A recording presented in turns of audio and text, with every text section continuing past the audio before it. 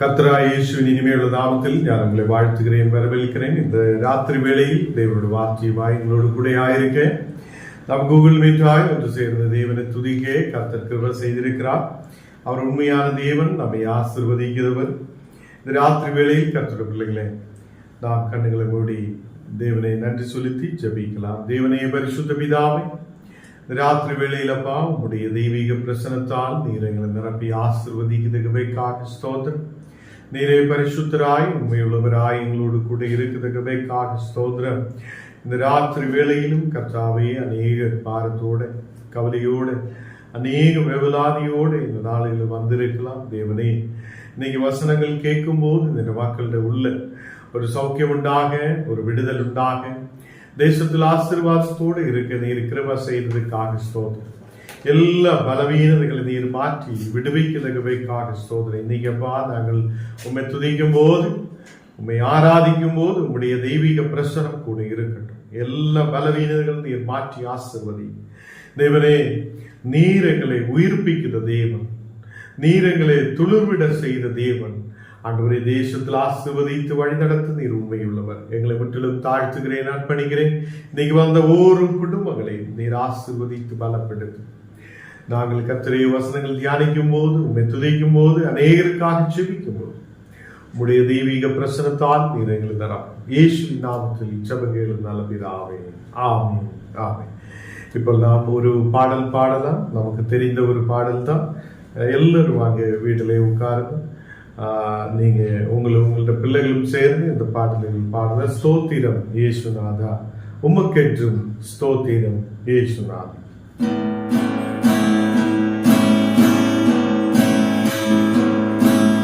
ஸ்தோத்திரம் இயேசுநாதா, உமக்கென்றும் ஸ்தோத்திரம் இயேசுநாதா. ஸ்தோத்திரம் இயேசுநாதா, உமக்கென்றும் ஸ்தோத்திரம் இயேசுநாதா. ஸ்தோத்திரம் செய்கின்றோம் நாமத்தின் ஆதரவு. ஸ்தோத்திரம் செய்கின்றோம் நாமத்தின் ஆதரவு. வானதூதர் சேனைகள் மானோர கீதங்களால் எப்போதும். வானதூதர் சேனைகள் மானோர கீதங்களால் எப்போதும் ஓய்வின்றி பாடி துதிக்கும் மாபெரும் மன்னவரே.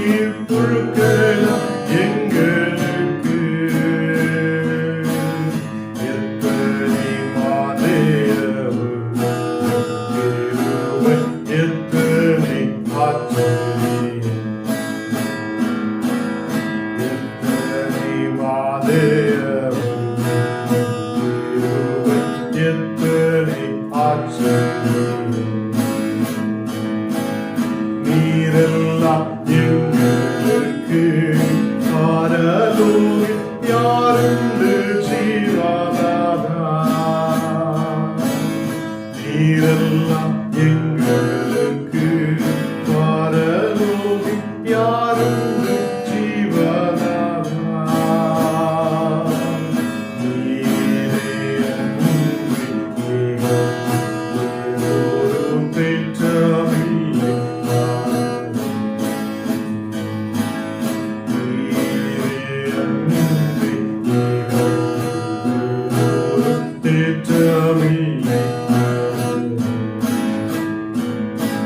ஸ்தோத்திரம் இயேசுநாதா, ஸ்தோத்திரம் இயேசுநாதா, ஸ்தோத்திரம் இயேசுநாதா, உமக்கென்றும் ஸ்தோத்திரம் இயேசுநாதா, ஸ்தோத்திரம் செய்கின்றோம் நாமத்தீராத, ஸ்தோத்திரம் செய்கின்றோம் நாமத்தீராத. கர்த்தர் நம்மோடு கூட இருக்கிறார். அவர் நம்மை ஆசீர்வதித்து பலப்படுத்தின தேவன். சங்கீதம் 145 1-2 வசனங்கள் நான் வாசிக்கலாம். ராஜாவாகிய என் தேவனே, உம்மை உயர்த்தி உம்முடைய நாமத்தை எப்போதும் என்றென்றைக்கும் ஸ்தோத்திரிப்பேன். நாள்தோறும் உம்மை ஸ்தோத்திரித்து எப்போதும் என்றென்றைக்கும் உம்முடைய நாமத்தை துதிப்பேன். கர்த்தர் நம்மை ஆசீர்வதித்து வழி நடத்துவார். இன்னைக்கு நாம் வசனத்துக்கு நேராய் கடந்து செல்லலாம். கர்த்தர் பிள்ளைகளே, நாம் ஆயிருக்கிற இடங்களில் நாம் ஸ்தோத்திரத்தோட துதிகளோட ஜபத்தோட நாம் ஆயிருக்கலாம். தேவன் நம்மை ஆசீர்வதித்து பலப்படுத்துவார். மத்தேயு 8ஆம் அதிகாரம் അതിന്റെ 1ാമത്തെ വചനം നാം വാസിக்கலாம். മത്തேயு 8ஆம் அதிகாரம் അതിന്റെ 1ാമത്തെ வசனம். அவர் மலையிலிருந்து இறங்கின போது திரளான ஜனங்கள் அவருக்கு பின் சென்றார்கள். அப்பொழுது குஷ்டரோகி ஒருவன் வந்து அவரை பணிந்து ஆண்டவரே, உமக்கு சித்தமானால் என்னை சுத்தமாக்க உம்மால் ஆகும் என்றார். கர்த்தர் பிள்ளைகளே, இங்கே குஷ்டரோகியாய் இருக்கிற ஒருவன் இயேசுவை பார்த்து, ஆண்டவரே, உமக்கு சித்தமானால் என்னை சுத்தமாக்க உம்மால் ஆகும் என்று அவர் வேண்டிக் கொள்ளுகிறார். தேவ பிள்ளைகளே, அந்த குஷ்டரோகி ஒரு ஆள் கூட்டத்திலும் கடந்து வர முடியாது. அன்னைக்கு இருக்கிற யூதர்களுடைய முறைப்படி குஷ்டரோகிகள் எந்த மக்கள் கூடுத இடத்திலும் கடந்து வர முடியாது. அவங்க ஊரிலிருந்து துரத்தப்பட்டிருந்த மக்களாக இருக்கிறது. அந்த வியாதி பாதிக்கப்பட்ட ஒருவனே ஏதாவது ஒரு தூரமான இடத்துக்கு கொண்டு போய் விடும். மக்களோடு கூட கடந்து வருவதற்கோ பங்கனுக்கு கடந்து போவதற்கோ அந்த குஷ்டரோகியாய் இருக்கிறவன் எந்த ஆலயத்துக்குள்ளேயோ வரதுக்காக யூத மதக்கார் அவங்களுக்கு அனுமதி கொடுக்கிறது இல்லை. கர்த்தர் பிள்ளைகளே, அதே நேரத்தில் மலையிலிருந்து இறங்கி வரும்போது திரளான ஜனங்கள் அவருக்கு பின் செல்லுகிறார். அந்த திரளான ஜனங்களுக்கு நடுவில் அங்கே ஒரு குஷ்டரோகி வந்து அவன் விசுவாசத்தோடு இயேசுவுக்கு முன்பாக வருகிறான். கர்த்தர் பிள்ளைகளே, அவங்களுடைய சபை அவங்களுக்கு விரோதமாக இருக்குது. அவங்களுடைய அன்னைக்கு இருக்கிற சட்டங்கள் அந்த குஷ்டரோகிக்கு விரோதமாக இருக்குது. நீ வரக்கூடாது, திரளான ஜனங்கள் இருக்கிற இடத்தில் நீ வரக்கூடாது என்று சொல்லிட்டு இருக்குதார் அந்த நாளுக்கு. கர்த்தர் பிள்ளைகளே, இந்த குஷ்டரோகியுடைய விசுவாசத்தை பாருங்க. குஷ்டரோகி அவ்வளோ விசுவாசத்தை வைத்திருந்திருக்கிறார். உலகம் என்ன சொல்லட்டும், உலகம் என்னை வெறுக்கட்டும், உலகம் என்னை தள்ளிவிடட்டும், ஞான் இயேசு கிட்ட கடந்து செல்லுகிறார் என்று சொல்லி எனக்கு இயேசு ஒரு விடுதலை தருவார் என்று நம்பிக்கையோடு அந்த குஷ்டரோகி இயேசுவின் கிட்ட கடந்து வருகிறார். குஷ்டரோகி பார்க்கும் போது ஞான் போகணுமா, இயேசு கிட்ட கடந்து செல்லணுமா? ஏனென்றால் நிறைய மக்கள் அங்கே இருக்கிறது. சட்டம் சொல்லுது, அந்த நாட்களில் ஆசாரியர்கள் சொல்லுது, நீங்க ஆலயத்துக்குள்ள வரக்கூடாது. அந்த நாடுகளில் குஷ்டரோகி திரளான ஜனங்கள் இருக்கிற இடத்தில் வரக்கூடாது. அப்போ இந்த குஷ்டரோகி நினைக்கலாம், இந்த வியாதி இருக்கட்டும், நான் எப்படி வேணாலும் பின்னாடி போகலாம் என்று நினைக்கலாம். அவனுடைய விசுவாசம் என்றால் இயேசுவு கிட்ட சென்றால் எனக்கு ஒரு விடுதலை கிடைப்பார். இயேசு அநேக வியாதிகளை குணமாக்குவர். அப்போ ஞான் விசுவாசத்தோடு அவர்கிட்ட கடந்து சென்றால் எனக்கு ஒரு விடுதல் கிடைக்கும் என்று அந்த குஷ்டரோகி நம்பிக்கை வைத்தது. அவன் பக்கத்தில் உள்ளவங்களை பார்த்ததில்லை. அந்த குஷ்டரோகி அவனுடைய சபக்காரை பார்த்ததில்லை. அந்த குஷ்டரோகி அந்த சட்டங்களும் ரூல்ஸுகளும் என்னென்ன வைத்திருக்கிறோம், நீ ஊருக்கு வெளியில தான் இருக்கணும் என்று சொல்லப்படுது, அந்த நிலைமைகளை பார்த்ததில்லை. இன்னைக்கு அதை பயப்படுகிறது என்ன, சாகும்போது யார் எனக்கு கல்லறது, அதனால அந்த ஆவிக்குரிய ஆராதனையில எப்படி கடந்து செல்ல முடியும்? இந்த ஒரு கேள்வி நமக்கு இருக்குது. அப்போ ஆவிக்குரிய ஆராதனைகள் இருக்கிறார் என்று நமக்கு தெரிந்தும் சர்டிபிகேட் நம்மளை பின்னாடி கொண்டு போகுது. ஆவிக்குரிய ஆராதனைகள் இருக்கிறார் என்று தெரிந்தும் சாவு வந்தால் நமக்கு யாரு கல்லறை கொடுக்கும், யார் அடக்கம் பண்ணும், இப்படி ஒரு கேள்வி நமக்குள்ள இருக்குது. இதனாலே தேவனை துதிக்க முடியாது நாம் காணப்படுகிறார். தேவனுடைய ஆராதிக்க முடியாது நாம் காணப்படுகிறது.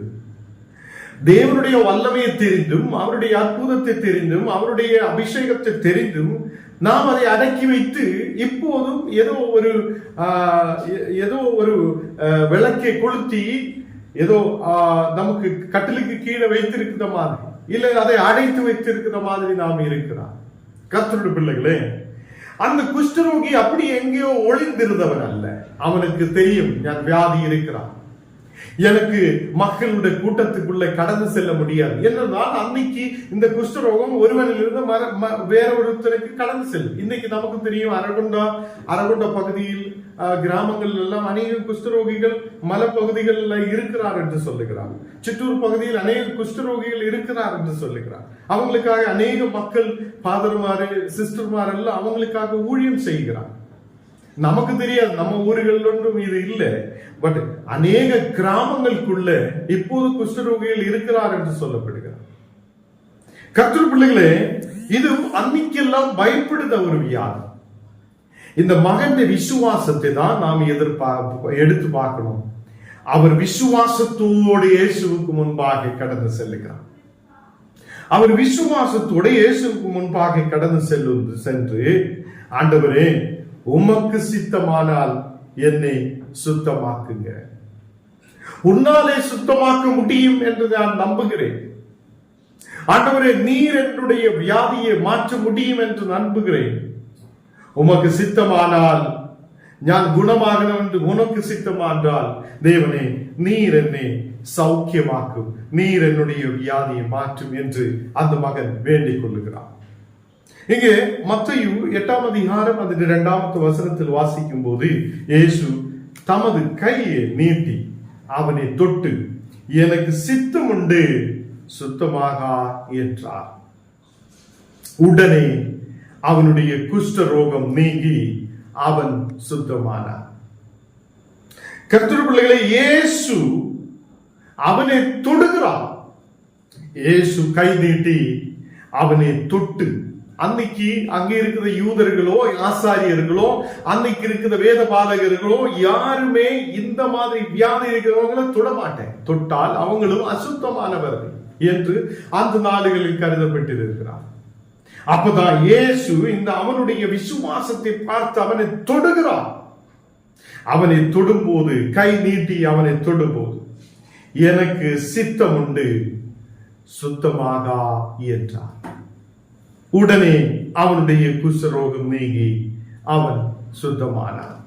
கர்த்தருடைய பிள்ளைகளே, நமக்கு விசுவாசம் இருக்குது என்றால், இயேசு எனக்கு விடுதலை கொடுப்பார் என்று ஒரு விசுவாசம் இருக்குது என்றால் அவர் நம்மை தொடுவார்.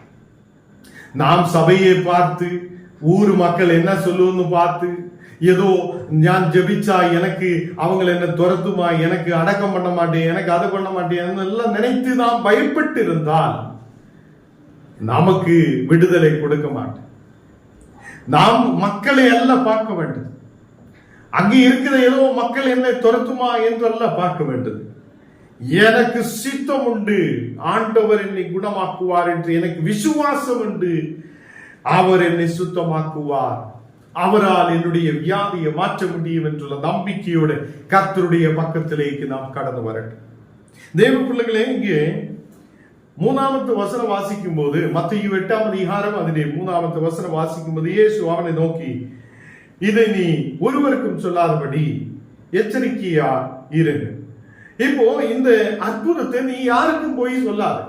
அங்க இருக்கிற கிராம கணக்கெல்லாம் சொல்லி குழப்பத்தை உருவாக்காதுங்க. முதலாவது நீ என்ன செய்யணும், நீ போய் அங்கே உள்ள ஆசாரியனுக்கு உன்னை காண்பிக்கணும். அன்னைக்கு ஒரு கட்டளை இருக்கிறார் மோசேயிட முறைப்படி. நமக்கு தெரியும் மோசேயிட முறைப்படி ஒரு சட்டம் இருக்குது. ஏதாவது குஷ்டரோகியோ இந்த மாதிரி அசுத்தமான மக்களோ இருக்குது என்றால் அவங்க சுத்தமாகும் போது நேரா போய் ஆசாரியனை காண்பிக்க வேண்டும். ஆசாரியன் அவனை பார்க்குவார்.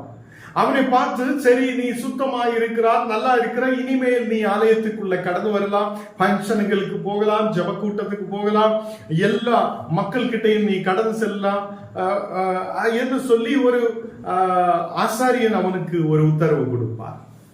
கர்த்தர் பிள்ளைகளே, அதே மாதிரி இயேசு சொல்லுகிறார், நீ போய் உன்னுடைய ஆசாரியனை நீ பார்த்து உன்னை காண்பித்து மோசே கட்டளையிட்ட காணிக்கையை செலுத்து என்றார். அங்கே நீ ஆசாரியனே உன்னை காண்பித்து நீ சுத்தமாயிருக்கிறார், இப்போ குஷ்டரோகி அல்ல, இப்போ நான் விடுதலை பெற்றுக் கொண்டிருக்கிறார் என்று சொல்லி மோசே முறைப்படி என்ன காணிக்கை அங்கு செலுத்த வேண்டி இருக்குதோ அந்த காணிக்கையை அங்கே செலுத்துங்கள் என்றார்கள். கர்த்தர் பிள்ளைகளே, சில நேரத்தில் நாம் காணிக்கைகள் செலுத்தும் போது கர்த்தருக்கு என்று சொல்லி செலுத்த வேண்டும். நாம் காணிக்கைகள் செலுத்தும் போது மனசுக்குள்ள ஏதோ துக்கப்பட்டு கவலைப்பட்டு ஐயோ இது எப்படி கொடுக்கும் எப்படி என்ன சொல்லி பாரப்பட்டு நாம் கொடுக்க கூடாது. விசுவாசத்தோடு நாம் கொடுக்கும் போது தேவன் உங்களை ஆசீர்வதிப்பார். இங்க இயேசு சொல்லுகிறார், மகனே நீ சுத்தமாயிருக்கிறார், நீ குணமாயிருக்கிறார், நீ போய் ஆசாரியனை பார், உன்னை நீ காண்பீர், நீ குணமாயிருக்கிறார் என்று காண்பீர். மோசையின் சட்டப்படி நீ அங்கே செலுத்த வேண்ட காணிக்கை அங்கே செலுத்துங்கள். 4வது வசனம் வாசிக்கும் போது அங்கே இயேசு திருப்பி ஒரு பெரிய அற்புதத்தை இயேசு செய்கிறார். கர்த்தர் பிள்ளைகளே, கபர்ந்த பூமியில் பிரவேசிக்கும் போது அங்கு 100க்கு அதிபதியாயிருக்கிற ஒருவன் என்று சொல்லியா அன்னைக்கு இருக்கிற சேனைகளின் அதிபதி, அவன் 100க்கு அதிபதியாயிருக்கிறது. அந்த அதிபதி ஒருவன் அவனிடத்தில் வந்து, ஆண்டவரே என் வேலைக்காரன் வீட்டிலே திமிர்வாதமாய் கிடந்து கொடிய வேதனைப்படுகிறான். அப்போ அவனுடைய வேலைக்காரனுக்காக வந்து இந்த மகன் விசுவாசத்தோட இயேசுவுக்கு முன்பாக வருகிறான். அவன் அதிபதியாயிருக்குது, 100க்கு அதிபதியாயிருக்குத ஒரு அதிகாரி. அந்த அதிகாரி இப்போ இயேசுவுக்கு முன்பாக வந்து, என்னுடைய வேலைக்காரன் ரொம்ப திமிர்வாதமாகி கிடக்கிறார். இன்னைக்கு நம்முடைய வீட்டில் வேலை செய்த ஒருவனுக்கு திமிர்வாதம் இருக்கிறார் என்றால், வியாதி இருக்கிறார் என்றால் நம்ம என்ன சொல்லும், அவன் வேணும் தான் போட்டோம், அவன் எங்க வேணாலும் போய் ஏதோ அவன் எப்படி வேணாலும் போட்டோம் என்று நான் நினைக்கிற மக்கள் தான். கர்த்தர் பிள்ளைகளே, நமக்கு குணமாகணும், நான் நல்லா இருக்கணும், என்னோட பிள்ளைகள் நல்லா இருக்கணும் மட்டும் நாம் நினைக்க கூடாது. இந்த மகன் ஞானும் என்னுடைய பிள்ளைகளும் என்னுடைய குடும்பம் நல்லா இருக்கணும்னு மட்டும் நினைத்தது இல்லை. அவர் அங்க நினைக்கிறார், என் வேலைக்காரன் எழும்ப முடியாது இருக்கிறான், என் வேலைக்காரன் திமிர்வாதம் உள்ளவனாய் இருக்கிறான், அவனுக்கு எழும்ப முடியாத ரொம்ப கஷ்டமான வலி வேதனைகள் அவனுக்கு இருக்கிறது என்று சொல்லி இந்த 100க்கு அதிபதியானவன் இயேசுவுக்கு முன்பாக வருகிறான்.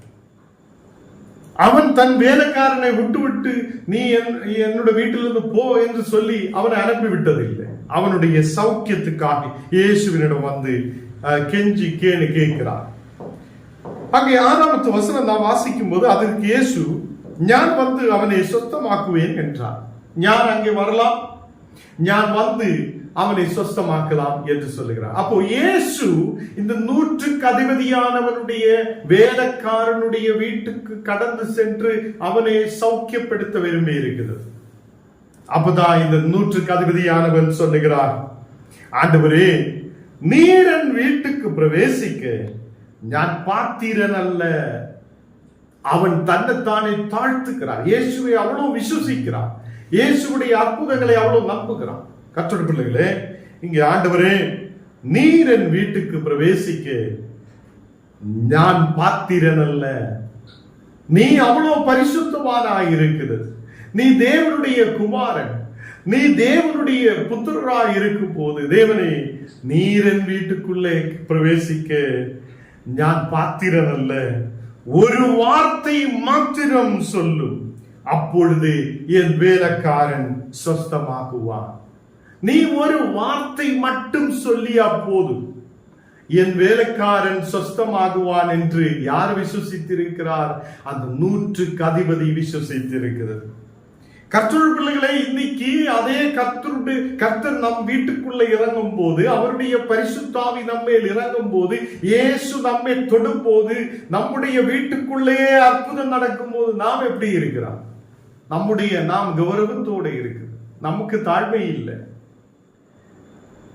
நாம் பயங்கரமான கௌரவக்காராய் இருக்குது, தாழ்மை இல்லாதவங்களாய் காணப்படும். இந்த 100க்கு அதிபதி தாழ்மையோடு இயேசுவோடு சொல்லுகிறார், இயேசுவே, நான் பாத்திரன் அல்ல, நீர் என் வீட்டுக்குள்ள பிரவேசிக்க நான் பாத்திரன் அல்ல. பயங்கரமான வீடுள்ளவன், அவனுக்கு அதிகாரியாய் இருக்கிற ஒருவன், அவனுக்கு அநேக வேலைக்காரர் இருக்குது, அவன் சொல்லியா கேட்கிற சேவகரும் அவனுக்கு இருக்குது. அவனே சொல்லுகிறார் 8வது வசனத்தில் நான் வாசிக்கும் போது, நான் அதிகாரத்துக்கு கீழ்ப்பட்டவனாயிருந்தும் எனக்கு கீழ்பட்டிருக்குதா சேவகர் உண்டு. அப்போ எனக்கு கீழ்பட்டிருக்கிற அநேகம் சேவகர் எனக்கு உண்டு. நான் ஒருவனே போ என்றால் அவன் போகிறான். அப்போ இந்த சேனையில் இருக்கிற அதிபதியானவன், 100க்கு அதிபதியானவன், நீ போ என்று சொல்லியால் அவன் போகிறான். நீ மற்றொருவனே வா என்று சொல்லியால் அவன் வருகிறான். அப்போ கர்த்தருடைய பிள்ளைகளே, அவனுக்கு அநேக வேலைக்காரும் இருக்கிறது, அவனுக்கு அநேகம் வேலைக்கார் இருக்குது, அநேகம் வேலைக்கார் இருக்குது. அப்போ அந்த வேலைக்காரனே நாம் பார்த்தால், வேலைக்காரனே நீ அது செய் என்றால் அது செய், நீ செய் என்றால் அது செய். அப்போ வேலைக்காரனுக்கிட்ட எது சொல்லுதோ அது கேட்குதா, கீழ்ப்படிக்குதா, அநேகம் பேர் அவனுக்கு இருக்குது. அப்போ கர்த்தர் பிள்ளைகளே, நான் என்ன சொல்ல விரும்புவது என்றால், இவன் அதிகாரியா இருக்கிற ஒருவன், அதிகாரத்துக்குள்ள இருக்கிற ஒருவன், அவன் இயேசுவினிடம் கடந்து வந்து இயேசுவை பார்த்து அப்படியே கெஞ்சி கேளுகிறார். எதுக்காக? என்னுடைய வேலைக்காரன் குணமாகணும், என்னுடைய வேலைக்காரன் குணமாகணும், என்னுடைய வேலைக்காரன் சொஸ்தமாகணும் என்று சொல்லி அவன் இயேசுவினிடம் கெஞ்சி கேட்கிறான். கர்த்தருடைய பிள்ளைகளே, இயேசு இதை கேட்டு ஆச்சரியப்படுகிறார், இவருடைய விசுவாசத்தை பார்த்து ஆச்சரியப்படுகிறார். கர்த்தருடைய பிள்ளைகளே, நாம் இன்னைக்கு 2 அற்புதத்தை தான் பார்த்திருக்கிறார். இயேசு செய்த அற்புதம், இது 2ம் ஆண்டவர் செய்த அற்புதம். யாரும் தொடாத ஒருவன், எல்லாவராலும் தள்ளப்பட்ட ஒருவன், அவனை இயேசு தொடுகிறான். ஹல்லேலூயா. நம்மளே பார்த்து அரப்போட இருக்குது, புண்ணோட, ரொம்ப கஷ்டத்தோட, கையெல்லாம் கட்டாகும், அதுதான் குஷ்டரோகி. கையெல்லாம் கட்டாயவனை இயேசு தொடுகிறான். புண்ணாய் இருக்கிற ஒருவனை இயேசு தொடுகிறான். கர்த்தருடைய பிள்ளைகளே, அவனை குணமாக்குறான். இங்கே நான் பார்க்கும்போது எழும்ப முடியாத கிடக்குற ஒரு வேலைக்காரன் எந்த மதிப்பும் இல்லை அவனுக்கு. இன்னைக்கும் நம்ம வீட்டுல வேலை செய்தவனுக்கு நான் மதிப்பு கொடுக்கிறது இல்லை. அநேகர் அப்படிதான் மதிப்பு கொடுக்கிறவங்களும் இருக்கலாம். அப்போ மனிதனாய் மதித்து அவன் என் வீட்டிலே வேலைக்காரன் என்று சொல்லி இந்த 100க்கு அதிகாரியானவன் கடந்து வந்து இயேசுவினிடம் கேட்கிறார், என்னுடைய வேலைக்காரன் அவன் குணமாகணும், அவன் கொடிய வேதனையில் இருக்கிறான், அவனுடைய வேதனை இந்த 100க்கு அதிபதிக்கு தெரிந்து அவன் இயேசுவினிடம் கெஞ்சி கேட்கிறான். கர்த்தருடைய பிள்ளைகளே, இயேசு இந்த 100க்கு அதிபதியானவனுடைய விசுவாசத்தை பார்த்து, 100க்கு அதிபதியானவனுடைய விசுவாசத்தை பார்த்து அவன் ஆச்சரியப்படுகிறது. எவ்வளவு பெரிய விசுவாசம்! அப்போ இயேசு சொல்லுகிறார், இயேசு இதை கேட்டு ஆச்சரியப்பட்டு பின் செல்லுகிறவரை நோக்கி, இஸ்ரவேலுக்குள்ளும் நான் இப்படிப்பட்ட விசுவாசத்தை காண்பதில்லை என்று யாகவே உங்களுக்கு சொல்லுகிறேன் என்றார். அப்ப இப்படிப்பட்ட விசுவாசம் நான் பார்த்ததே இல்லை, இஸ்ரவேலில் இப்படிப்பட்ட விசுவாசம் இருக்குதோ என்று இயேசு ஆகிய ஆச்சரியப்படுகிறார். அவனுக்கிட்ட இயேசு சொல்லுகிறார், நீ போகலாம், நீ விசுவசித்தபடியே ஆகும் என்றார். அப்போ இயேசு அவனுடைய வீட்டுக்கு போனதில்லை. அங்க நின்று அவன் கேட்டது என்ன? 100க்கு அதிபதி கேட்டது என்ன?